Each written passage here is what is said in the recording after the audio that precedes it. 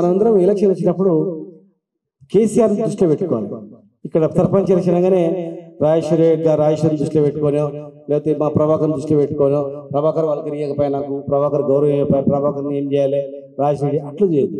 అటువంటి చిల్లర పనులు చేయడం వల్ల ఏమైతే ప్రజలు గమనిస్తుంటారు కదా. నువ్వు చెప్పింటావు, నువ్వు ఆయన చెప్పినప్పుడు ఆయన అనుకుంటాడు మనసులో, ఆయన ఆ పూర్తి సపోర్ట్ దుష్మని కనుక ఓకే అనొచ్చు, కానీ ఆయన కూడా అనుకుంటాడు వీడు ఎంత లంగా చూసిన వారపై.